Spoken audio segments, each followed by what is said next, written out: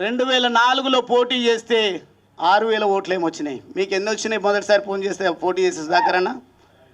15,000. ఆయన ఒక రకంగా చెప్తే ఒక బ్యూరోక్రాట్ పదవిలో ఉన్నారు, చైర్మన్గా ఒక డిపార్ట్మెంట్లో పనిచేసిండ్రు.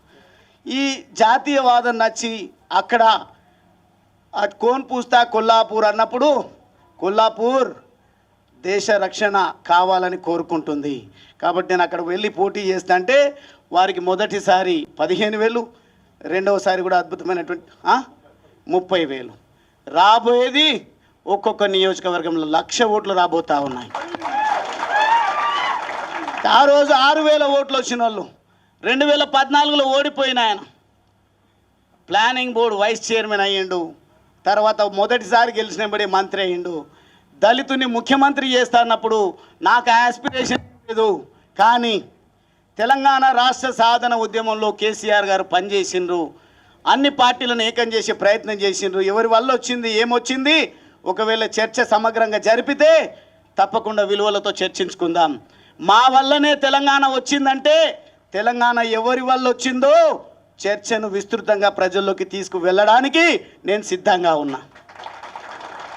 తెలంగాణ రాష్ట్ర సమితిలో చేరిన తర్వాత నేను ఎమ్మెల్యేగా నాకు అచ్చంపేట నుంచి టికెట్ ప్రకటించిన తర్వాత ఆల్ ఆఫ్ ఎ సడన్ నేను ఏం నేరం చేసినో తెలియదు, నేనేం పాపం చేసినో తెలియదు.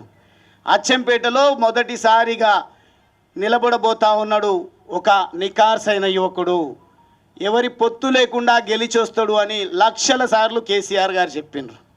కానీ రెండు రోజులకే నాకు ఎంపీ టికెట్ ఇచ్చిండ్రు. మరి నేను ఒక్క మాట కూడా మాట్లాడలేదు. కారణం ఏంటంటే ఆశయం ఎమ్మెల్యే కావాలని ఉన్నది ముందు నాకు, ఎందుకంటే political power is master key అని.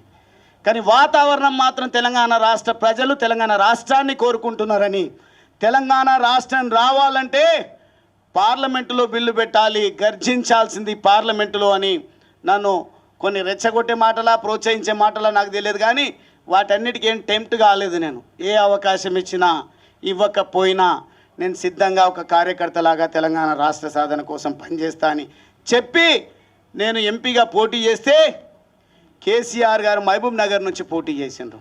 నా దగ్గరికి ఒక్క ఇన్ఛార్జ్ కూడా రాలేదు.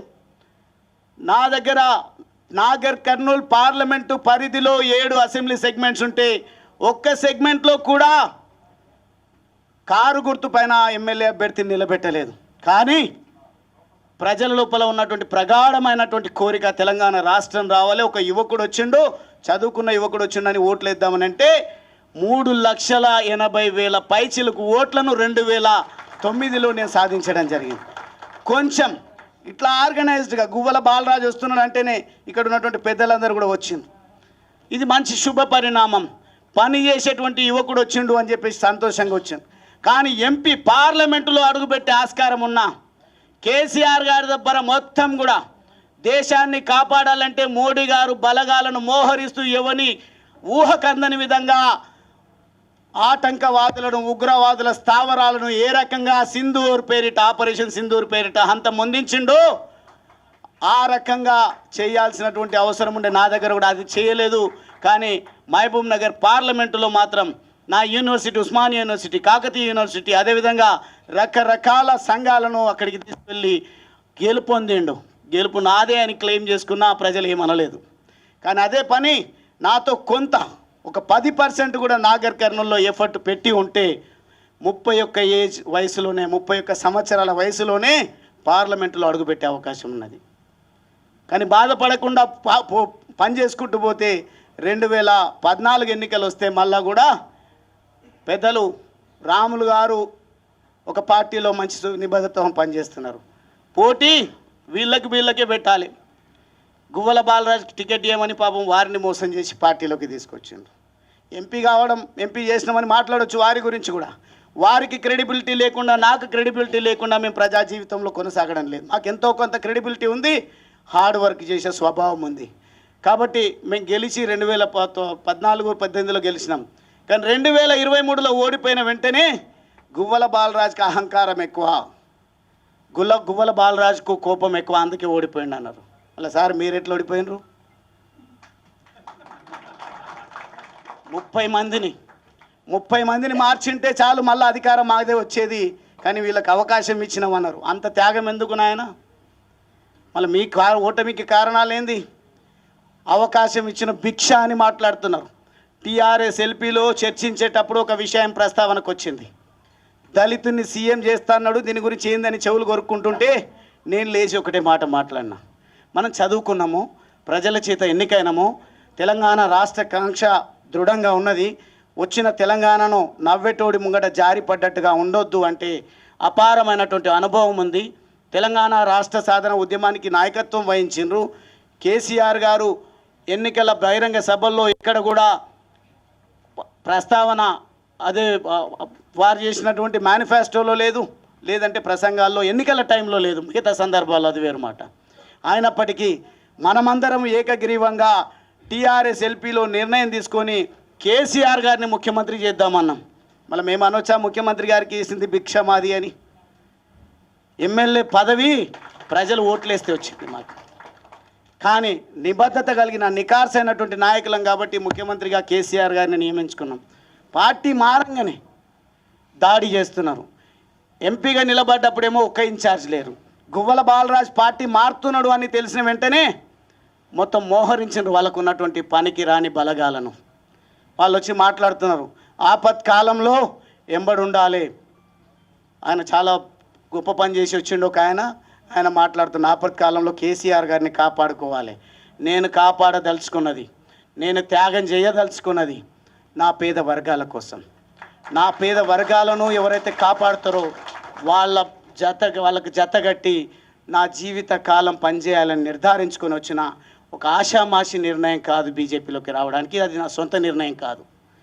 ప్రజల ఆలోచనలు చాలా దృఢంగా ఉన్నాయి. ప్రజలందరూ కూడా మోడీ గారి నాయకత్వాన్ని విశ్వసిస్తూ ఉన్నారు.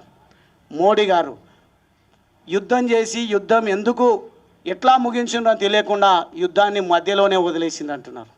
మీకు ఎకానమీ గురించి తెలియదు, దేశ రక్షణ విషయంలో బాధ్యత కలిగిన ప్రభుత్వం ఏ రకంగా వ్యవహరించాలో తెలియదు, ఆ ఆపరేషన్ ఎట్లా ముగించినరో తెలియదు, ఎంత గొప్ప హెచ్చరిక ప్రపంచానికి మోడీ గారు చేసిందో తెలియదు.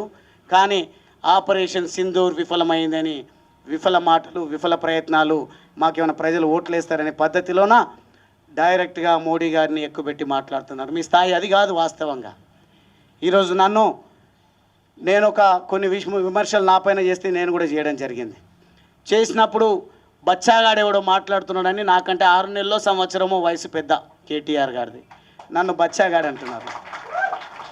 మీరు మొదటిసారి గెలుపొందింది మీ మొత్తం శక్తిని ఖర్చు పెట్టి గెలిస్తే 300-200 ఓట్లతోనో శాసనసభ్యుడిగా ఎన్నికైనరు.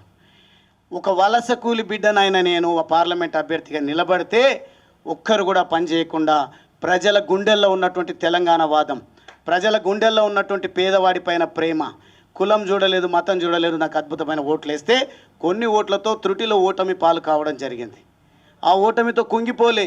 కానీ ఈరోజు మీరేం చేస్తున్నారు? ఒక్కసారి ఓడిపోగానే అసహనంతోన ఎవరిని పడితే వాళ్ళని ఇష్టం వచ్చినట్టు మీరు మాట్లాడాల్సింది, మీరు ధర్నాలు చేయాల్సింది, మీ మీటింగ్లు పెట్టాల్సింది. మిమ్మల్ని అనొద్దు ఆ మాట. మళ్ళీ నేను కూడా అదే కేటగిరీకి చెందినటువంటి వాడిని అయితే మిమ్మల్ని పక్కన పెట్టి, కారణాలు ఏవైనా ఉండొచ్చు, 10 మంది ఒక విలువలు లేని పార్టీలకు వెళ్తే వాళ్ళ ఇంటి ముంగట ధర్నా చేయలేదు, వారి గురించి ప్రశ్నించలేదు. నాకు ఏ పదవి లేదు. ఇప్పుడు జిల్లా అధ్యక్ష పదవి ఉంది, అది వేరు మాట. నేను ఎన్నికైన ప్రజాప్రతినిధి కాను ఇప్పుడు. కానీ నేను నా నిర్ణయం మేరకు నేను బీజేపీ పార్టీలో చేరుతా అంటే నన్ను రకరకాల ఇబ్బందులు, మీరు సోషల్ మీడియాలో వాళ్ళ గ్రూపులలో వాళ్ళు పెంచి పోషిస్తున్నటువంటి యూట్యూబ్ ఛానళ్ళల్లో ఎట్లా మాట్లాడిస్తున్నారు. నన్నే కాదు, ఈరోజు నా సతీమణి రావాల్సి ఉండే,